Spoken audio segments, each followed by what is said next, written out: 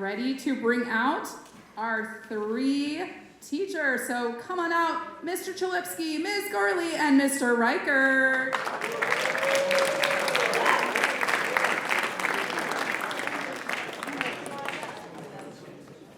We're going to get started. Our first storyteller is Mr. Cholipski. So come on up, Mr. Cholipski. Are you ready? I think that microphone should be on, or you can come to the podium, your choice. Yeah, I'll do it up here. Why not? All right, so you guys hear me all right? No. All right, I'm a fast talker, so please bear with me. We'll get it going right now. All right, so let's start with this. Raise your hand if you've ever been stung by a jellyfish. Have you ever been stung by a jellyfish twice? All right, so somebody is there with me. As you can see, my hand is still up. So I'm going to tell you about the second time I was stung by a jellyfish. So here's my story, and unfortunately it does include the phrase, I'm not a doctor, but I play one on TV. So it's 1995, I'm 10 years old, I'm heading on a family vacation down in Myrtle Beach, South Carolina. Now when you're 10 years old, it doesn't get much better than a road trip. I remember it like it was yesterday. This was a trip where I fell in love with a candy called Cowtails. These are like the rope caramel candy with the weird cream inside. I swear I must have found about 7 different ways, unique ways to eat those things. They were awesome. Anyway, I had my Cowtails, beef jerky, gummy bears, my favorite Hootie and the Blowfish CD on my Discman. If you don't know what a Discman is, it's probably worth a Google later on today. It was also the first time I got to experience a Waffle House. So life was good. It didn't get much better than that. So after my 15-hour drive, we finally made it down to Myrtle Beach, and it was incredible. It was the first time I actually remember seeing the ocean. The only other time I was in the ocean was also the first time I got stung by a jellyfish, but I was too young to remember it. I was only about 2 years old. The water was gorgeous. I just couldn't wait to get in there. So we were down there with another family, the Novaks. They had 2 boys, a little bit older than me. So it was perfect for us to just be roughhousing, like around the hotel, at the pool, the ocean, the whole 9 yards. So it's just perfect to be annoying kids for a while. So it's about the 3rd day of the trip, and we're throwing the Nerf football around in the ocean. Adam throws a little too far. I try to do my best Jerry Rice impersonation and try to dive. Of course, I miss it. So I hit the ocean floor, and it feels like I just landed in some seaweed. I feel like this slimy sensation on my right arm. It begins like kind of at my wrist, goes up along my forearm, and then I start to feel a little bit of pain in the back of my elbow. So I figured I just bruised it. I'm doing my best, like kind of like shake it off sort of thing. At this point, I haven't looked at my arm yet, so I don't know what's going on. I'm just shaking it and shaking it. But the slimy sensation of the pain is just not going away. And then bam, I feel this intense sting and burning. And now you gotta remember, I'm 10 years old, I'm kind of a wimp, and I just start yelling like crazy. I turn, I finally look to see what's going on, and I just see this like creature hanging onto my tiny arm. If you thought the yelling was bad, I just became hysterical. I was screaming, sobbing, running around like a lunatic, just total panic. At this point, it's all kind of a blur, but I run up to the lifeguard. They see this a lot, so they know how to handle it, and she's all over it. But because I'm so small and skinny, they need to take me to the hospital. They're worried I was gonna get some poison in my bloodstream. So luckily, that was the first and only time I've been in an ambulance going to the hospital. So I get to the hospital, ultimately I'm fine. They gave me the medicine I needed, but they needed to monitor me for a few hours before I could head back to the hotel. Now looking back at this whole thing, this is where the experience begins to be kind of cool. So the nurses take really good care of me, and it's finally time for the doctor to come around. So when the doctor comes in, I noticed that there's this guy like at his hip, just like staring intently, watching absolutely everything he does. He's very focused, he's taking notes, but at the same time, it's kind of strange. My dad's this kind of like rough around the edges construction worker guy, so he finally looks over to the doctor. He goes, "Doctor, like, who the hell is this guy?" So the guy steps up and really calmly and politely says, "You know, you're right, it must be odd that I'm here. I'm sorry. I'm not a doctor, but I play one on TV. I'm an actor, and I'm actually here studying. I'm here to shadow the doctor so I could become believable when I play a doctor in an upcoming TV show." So it all makes sense, not a big deal. We don't think much of it. Everything's good. They send me on. We go home, have a great vacation. Now, you got to remember, this all happened when I'm like 10 years old, so I'm really focused on like every single detail, and I got a pretty good memory, so naturally I just remember everything about this interaction. So that was all back in 1995. I want to fast forward to about 2.5 years later. So it's about 1998. My cousins are huge movie fans, and they're super excited to, this is old school, rent a movie and have a family movie night. So they keep talking about this movie. It was nominated for a bunch of Academy Awards. It was written by a couple of young guys. The movie's titled Good Will Hunting. So we pop the tape into the VCR, and as soon as I see the main character on screen, I immediately go back to that Myrtle Beach hospital. The main character in the movie, Will, that was the actor in the hospital. So Matt Damon, if you're following along with me, was the guy shadowing my doctor. So it's 1995, right? I'm kind of young. Matt Damon had already been in a lot of stuff, but I hadn't seen him. My dad wasn't much of a movie guy, so we didn't think anything of it. We kind of just thought some like struggling actor that's just doing the best he can, trying to learn how to be a doctor. So because I got stung by a jellyfish, had this brush with Hollywood fame, all because Matt Damon was going to play a doctor on TV. A quick ending note, which is still funny for our family to this day. For whatever reason, my dad doesn't remember this all that well. He kind of has a poor memory when it's relating to this. So the two young guys from Good Will Hunting were Matt Damon and Ben Affleck. So obviously two huge stars, they're always in the news these days. To this day, whenever my dad sees Ben Affleck on TV, he kind of embodies that Leonardo DiCaprio meme where he starts like pointing at the TV, and all of a sudden he goes, "Hey, that's the jellyfish doctor guy." We always laugh, we have to go check in on him and say, "Dad, it's not Ben Affleck, it was actually the other guy, Matt Damon." So there it is, the second time I got stung by a jellyfish, my doctor was Matt Damon.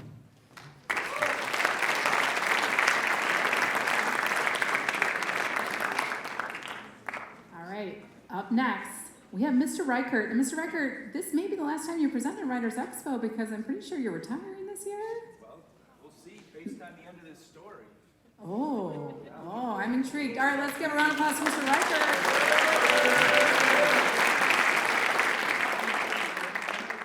All right, is this good? All right, so the title of my story is Billy's Basement. Lions and tigers and bears, oh my, nope, not for me. Fish, and more fish. Yes, growing up in my house was a little bit like living at the Shed Aquarium, our beloved Chicago landmark, except that at my house we had more fish than the Shed Aquarium. And much like the Shed Aquarium, yes, my third grade class did take a field trip to my basement. How can this be, you may be asking? Well, allow me to explain. I grew up not too far from here in Park Ridge, a suburb about 15 minutes to our south, and everyone called me Billy. Our house was a classic post-war Cape Cod red brick with white trim, located on a quiet side street and surrounded by hickory and oak trees, with more houses nearby on tightly packed lots. Day after day, standard 70s suburban middle-class lifestyles emerged.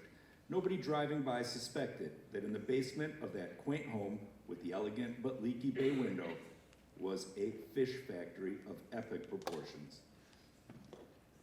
Let me tell you a little more. My dad is a fish fanatic. Ever since he was a young boy, he was absolutely obsessed with tropical fish. Every free waking moment was dedicated to learning about and maintaining his collection. What to do for a career was a no-brainer, marine biologist.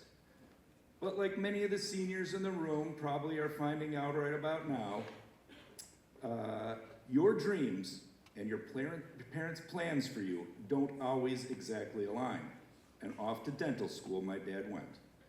After a severe car crash shortened that experience, a biology degree and a career in sales kept our family in a very comfortable place, but did little to satisfy his intense interest in all things aquatic. As a distraction from the day-to-day monotony, my dad decided to get some tropical fish to rekindle the childhood passion that had been forced aside by the pressures of growing up, college, marriage, and having a family.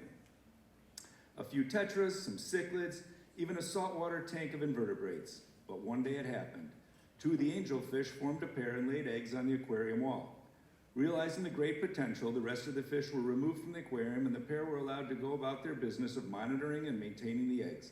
About 3 days later, hundreds of angelfish fry emerged from their eggs and swam about. Another tank was established and the fry were transferred to their new environment to grow peacefully without the risk of predation, which they did. In short order, they quickly outgrew this small home, and a large tank was the only obvious solution. We learned quickly that small fish have huge appetites, so a saltwater brine shrimp hatchery was started so we could feed them live baby shrimp, which were their preferred food. As the fish grew, so did the volume of water in our basement. From fry the size of a grain of rice, the fish quickly grew to the size of a dime, then a quarter. Oh, by the way, the parents just laid more eggs, more tanks, more fish. What to do with all these gallons of silver and black beauties? As it turns out, there's quite a demand for freshwater angelfish in the Midwest, and my dad forged a partnership with a local wholesaler who offered to buy as many fish as we could produce. Now there was a profit motive, and what started as a hobby just morphed into a business. In fairly short order, our entire basement was transformed into a complete fish factory. 80 degrees with humidity to match, we were quickly producing over 100,000 angelfish each and every year. To put that into perspective, the shed aquarium houses about 20,000 fish at any given time. Word spread slowly at first, and then more and more people found out about the thousands and thousands of gallons of fish-filled water in my basement. As things became firmly established, the workload ramped up too. Cleaning tanks, counting fish, buying supplies. This business started to feel like a full-time job. Nights and weekends were consumed by this massive responsibility. Family vacations became a thing of the past as we were literally farming fish in our suburban basement and had to be there every day to care for their needs. And then it happened, the power outage. I'm sure you've all experienced a power outage. You know, a summer storm, lightning and thunder, a few flickers, and then total darkness. For the next few hours, you and the neighbors lived by candlelight. The difference here was that there was no storm, and the neighbors still had power. What could be causing this? Well, my mom noticed a clue, a small wet spot on the floor under one of our ceiling light fixtures, but it wasn't raining out. As my dad investigated removing the light fixture, water rushed out of the household wiring and onto the floor.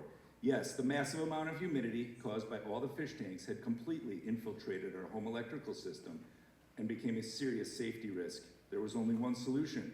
After 10 years and nearly 1 million fish raised, they all had to go. An ad in the Chicago Tribune found a willing buyer in fairly short order, which brought about an end to that chapter of my life and a very empty basement. But hey, did I mention that my dad also really likes birds? Well, that's a story for another Writers' Expo.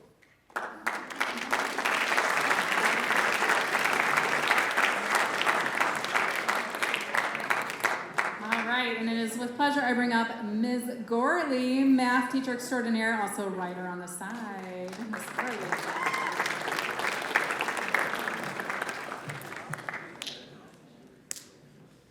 I like to call this where my love of language began. Imagine, if you will, a 10-year-old girl happy in her 5th grade class when all of a sudden a new student moves in. I had no idea how this new development would shape my future and change my life. Magali, her brother Jean-Frédéric, and her mother Christine had moved to Illinois for the school year. Who knew that we would become fast friends?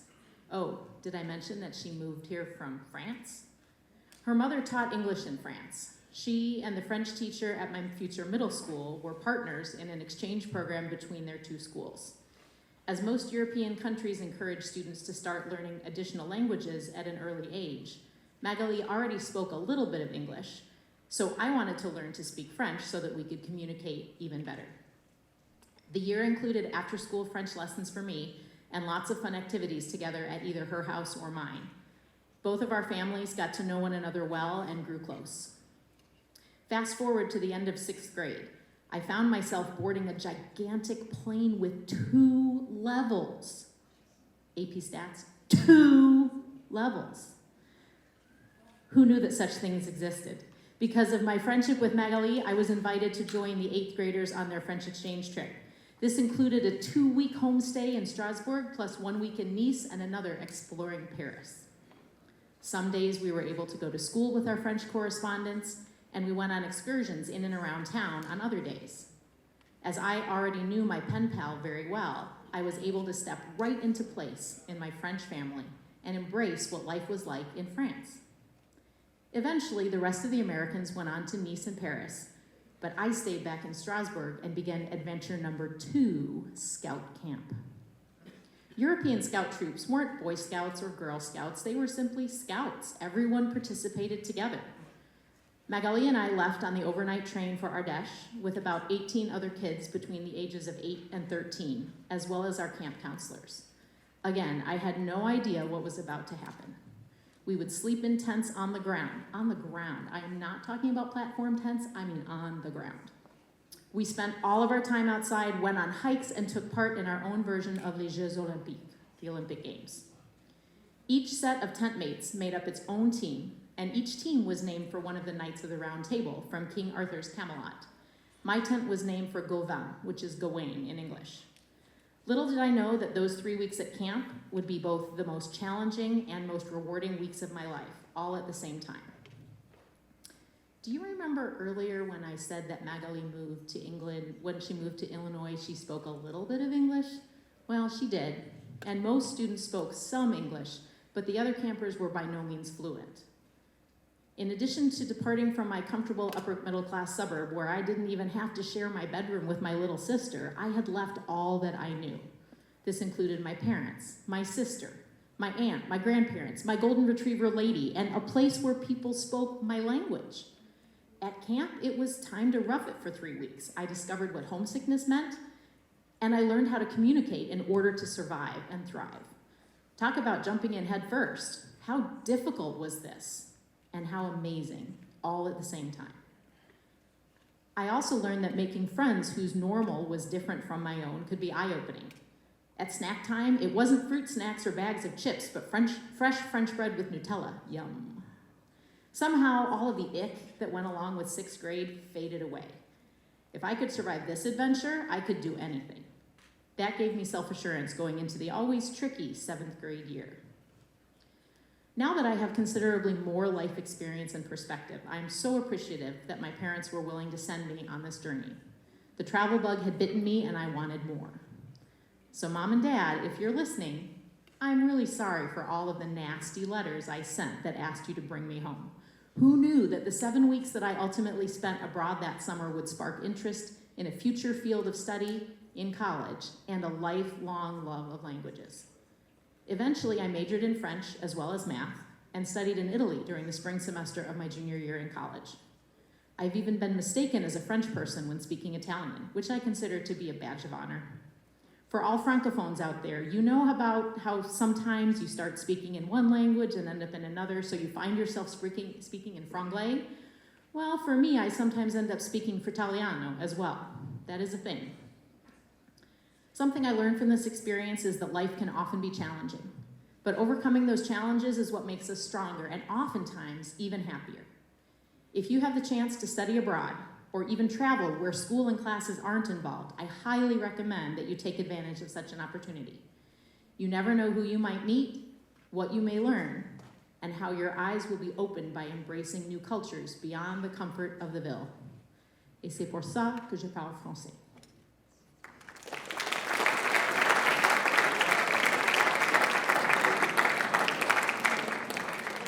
All right, audience.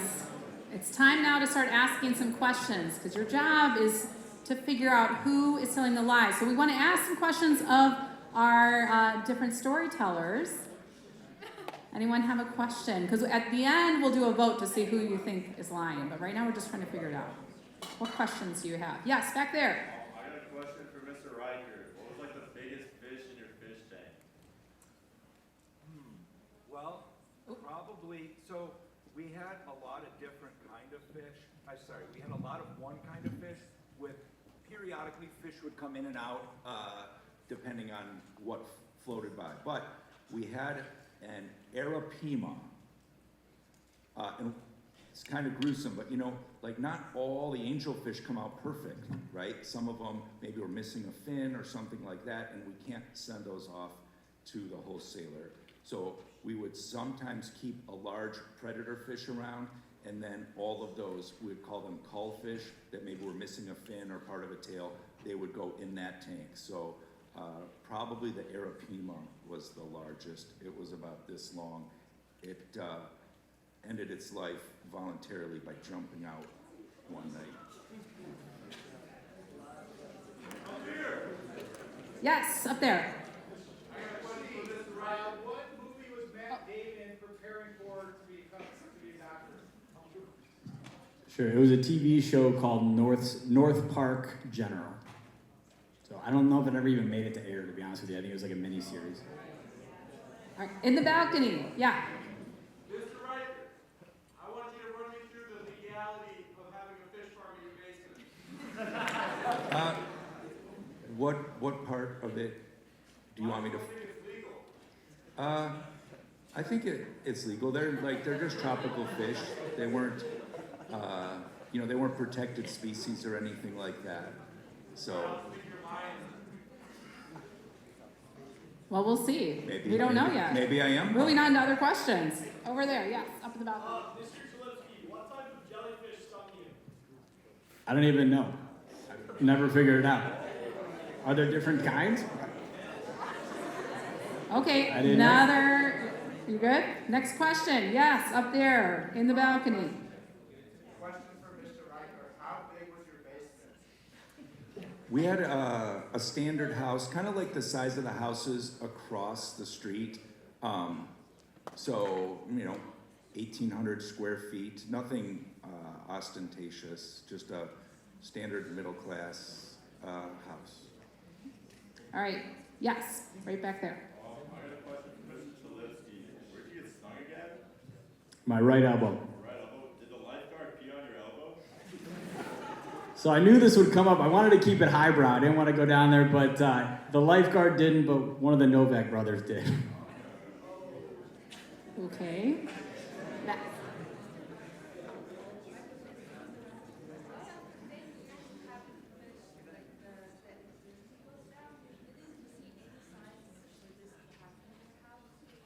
So after 10 years of having the fish in your house, weren't there any other signs that this was going to be a problem with the electrical? There really weren't. So, like normally if you have an aquarium at home, you might have like a heater in that aquarium to maintain the ideal temperature. We had so many fish tanks that instead of having heaters, you literally just heat the entire space. And we had a plastic barrier on the ceiling, and it was like really great in the winter, like when it's cold out and you were just sledding and all those types of things, to like go in my basement, because it's suddenly like Florida, right? Like 80 and humid. But no, there really weren't any signs that the water was infiltrating the electrical system until the sign. All right, other questions? We have time for a couple more. Yes. Gourley, what was the name of your pen pal and your host family? So my pen pal was Magali Schultz, born April 9th. And the host family, you wanted to know? Host family, so her last name was Schultz. Her brother Jean-Frédéric was a few years older than we were, and then mom was Christine. Yes. Mr. Reichert, how was the smell of the fish in your basement? It didn't smell fishy because the water was constantly changing. We had this system where the water would like slowly drip in, and then and so the tank wouldn't overflow. There was like a standpipe, so as the water raised up, it would drain out. So it was constantly receiving fresh, moving water.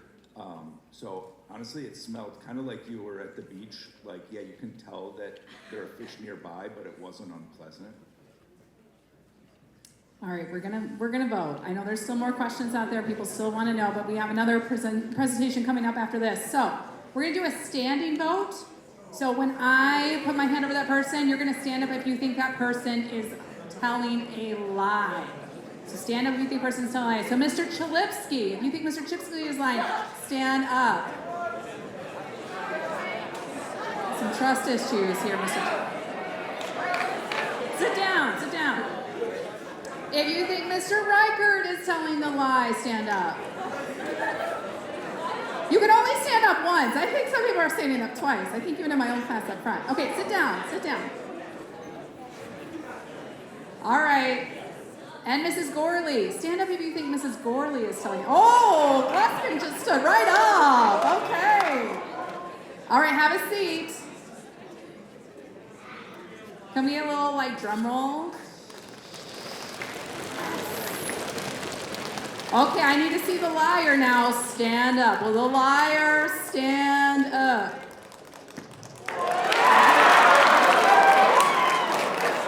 Okay, you guys were not around in the 90s. Matt Damon lived in Boston and would not have been down in a tropical area. I'm just going to say, okay? He was my celebrity crush, so I know far too much. All right, let's give a round of applause again to our teachers who did Choo Choos and a ride.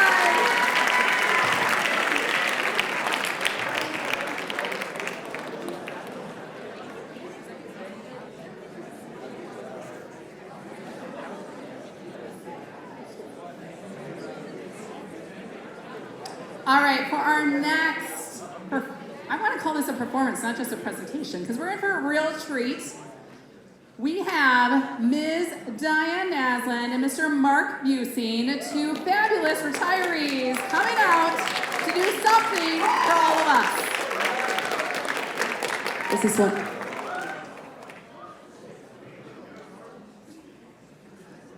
Okay, I'm Miss Naslund. I'm Mr. Mark. And we are going to be performing a rhyme battle. Oh, we're supposed to click it. So hang on. The rhyme battle is between There we engineering and liberal arts majors. So basically, we challenged each other to incorporate certain things into our stanzas. So we agreed that we were each going to write 10 stanzas.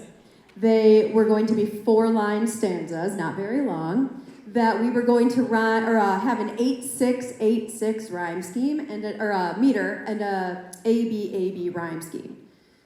I screwed up that syllable. Oh, I did too. I've got like 12 syllables in some of my lines. And then do you want to talk about? So then I gave her some things she had to include in her poem, so make sure you listen for them, and she did the same for me. So listen for a little Poe reference, a metaphor, and maybe a line in Old English. I don't know who goes first. Should we rock, paper, scissors for it? Yep. All right. Best out of 3 or just one? Just one.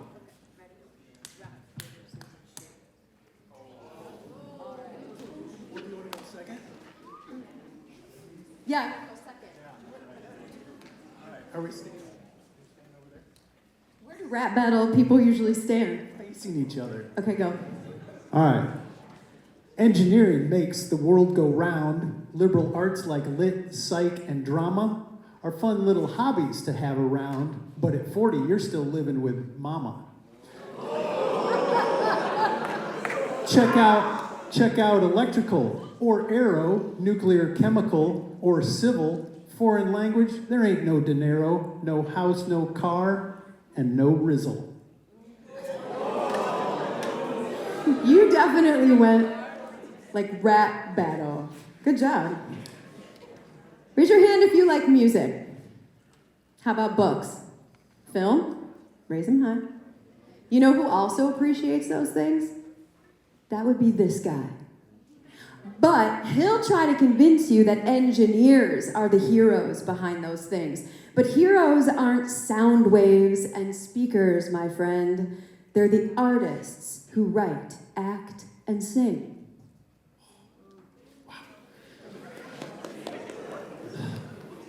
Poe knows the pendulum in the pit is a simple tale of calculation. The only real difficult trick, finding the frequency of oscillation. Want to muck around analyzing grammar with some good code and a little luck? You make $1 million as a programmer. Who or whom? Do you really give a care? Do you really give a care? Wow. I didn't quite rhyme that. Wow. A telescope can help you see space, that's a fact, and a calculator can help you find the square.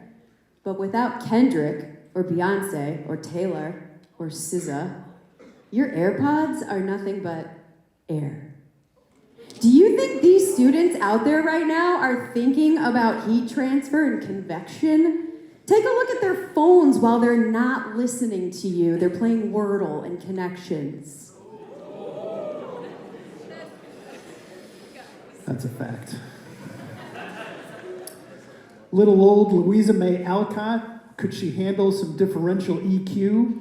The answer is plain, of course not. The calculus was too much to get through. These engineering rhymes, they flow, eclipsing the liberal arts with ease.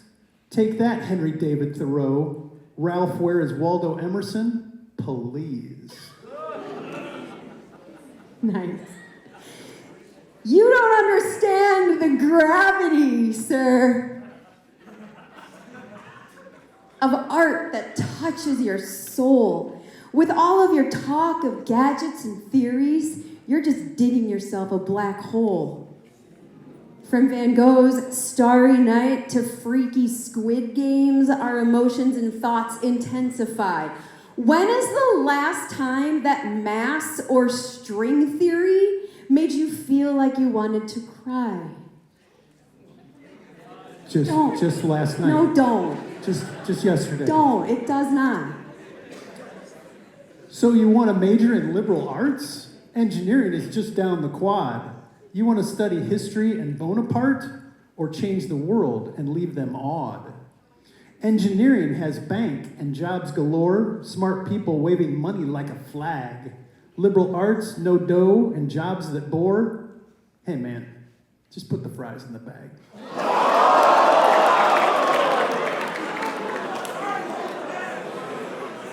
That was low-key really good.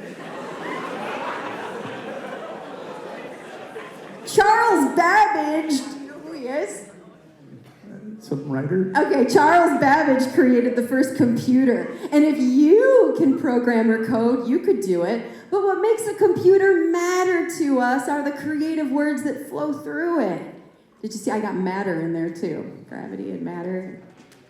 I see what And you did. while Einstein used calculations and tables, and Tesla used figures and charts, did you know that they both wrote poetry?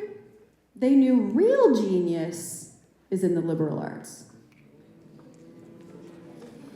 That was tough. That was tough to hear. Death Stop for me is personification. All the world's a stage is a metaphor. You plagiarized that. That's not your own metaphor. I did, it's Shakespeare. Major in journalism or education, congratulations, you're a Redditor. There just ain't no way to compare. Engineering wins, there is no enigma. Liberal arts, you've lost, I swear. Like the Greeks say, alpha, beta, and sigma. You totally used ChatGPT. That's actually from my son. Thanks, Mason. That's good. That's good. Captivating stories of betrayal, murder, and love fill our libraries in numbers exponential. Without paintings and sculptures and photographs, a museum's energy is merely potential. Some of you got it. Potential energy. Anyway. You're a pretty bright guy, Mr. Mark. We all know it. Lots of smarty things up in that dome. But can we talk about irony for just a hot sec? You dissed liberal arts by writing a poem.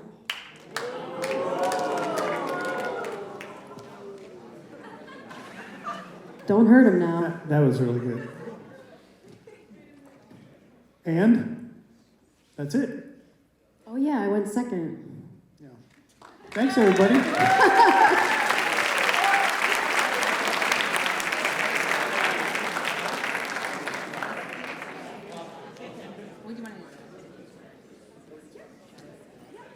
All right, we're going to talk a little bit about talk with our staff about how they created their pieces, and if Cholipski, Reichert, or Gourley are still in the audience, if you wouldn't mind coming on back up to the stage, so we can ask a little bit about how they created their pieces.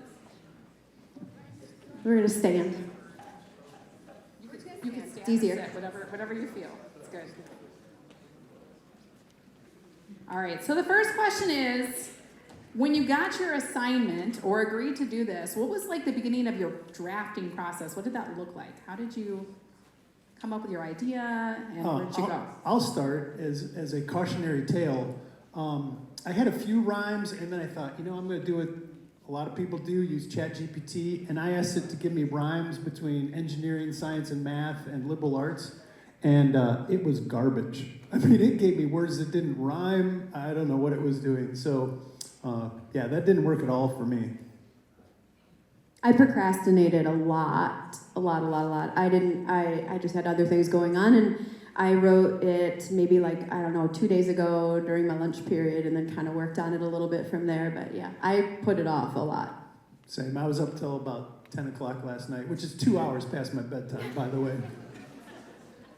I think for me, telling a story, I wanted to make sure it was in my voice. I kind of naturally write like that anyway. I want to have it come out and sound as if I would be naturally speaking. So I tried to do that the best I could. Hopefully it worked. I don't know.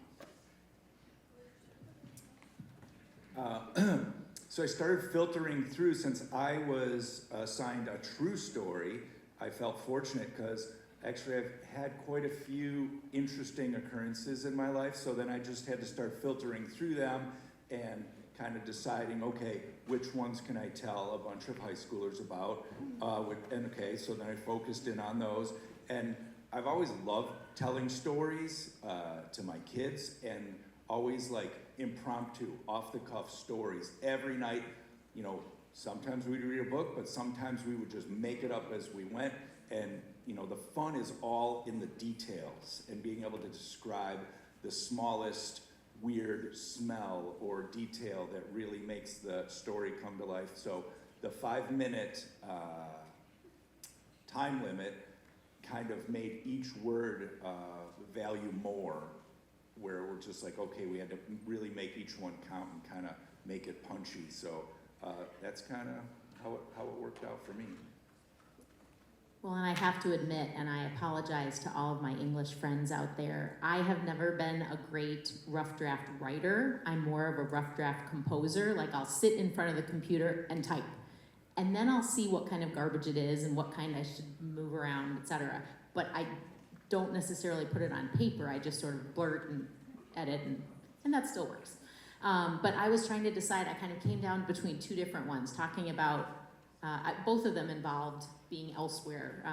The story that I told, and then also when I was studying in Italy, the first long weekend that we took, I found myself in a new country where I didn't speak the language, but because of my French background, I was able to figure a lot of it out. I just started taking Italian lessons at school, and so I was trying to figure it out. So I ran it actually by my kids. I said, what do you think? What would be more interesting? And I even put out some words to say, hey, would anyone like to read this and give me some feedback before I... So I knew going in that I had a little bit of a security blanket because I felt like I could put out my raw work and then they could help kind of reel me back in. So, you know, thoughts to places like The Right Place and other places you can get some help around here. It's nice to know that there are lots of people who have your back once you put your work out there. All right, next question. This one is for Mr. Mark and Ms. Naslund. Of the things that you had to incorporate, what was the hardest one? I'll take that one. I should receive a 10-point penalty because I had a line in Old English and it got edited out. I could not make it fit right, and So that was the hardest one by far for me. Yeah, for me, it's always the meter. In terms of what Mr. Mark wanted me to use, I would say probably the potential energy one. I flipped them around because nothing rhymes with energy. And I wanted to use it at the end, and so I had Doesn't orange rhyme with energy? What? Doesn't orange rhyme with energy? Yes. But yeah, probably potential energy. But both Mr. Mark and I completely just busted the meter. I don't think our stanzas were 8686 at all. Oh, I'm sure there are people out here counting and probably have like tally sheets for that.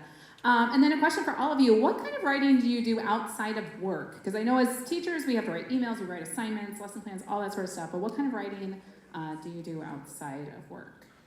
Oh, I got a book. It's called The Physicist Guide to Weight Loss. You can find it on Amazon. He's not kidding. No, he's serious. He's talked about it before. I journal. I write poetry. I never write poetry, though, with rhyme and meter. All of my poetry is free verse, but if I'm inspired to write something, and that's another thing, when you're not inspired to write something, it's very difficult to write it. And so I usually write a poem when something strikes me as, oh my gosh, I have to get this down, and then I do it that way. So I don't know if this counts. I feel like I find myself writing lots of lists, a to-do list, and then I cross it off, and then 3 things are out. So I'll start a new page, and then I'll take the old things, and I'll put it on, and then I'll add to it, and then 3 more. I use lots of scratch paper in my life, not just because I'm a math teacher, but I feel like lists and just trying to organize and see what's coming ahead, that's probably what I do the most. I would say for me, it's sometimes just therapeutic of just when you feel like you got to get something out. So I don't know how many times I've just opened a blank Google Doc and just started typing, and whatever the heck comes out, and then you just have released it, and you don't have to worry about it anymore. So, and it could be about big things, could be about small things, but sometimes just nice to kind of type out those words and get it out there.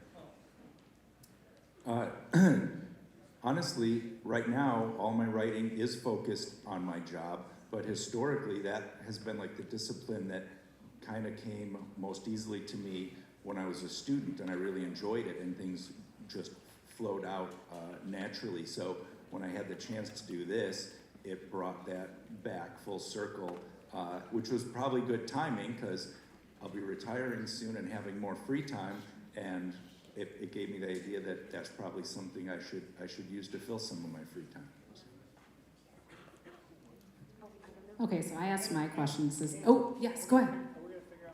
He wants to know who won. Oh, do you want to vote on the battle? Is that what we were waiting for? All right. Okay. We'll do a hand raise this time. All right. Applause. Oh, Mr. Buesing says applause. All right, so if you think that Mr. Mark Buesing won the battle, give him a big round of applause.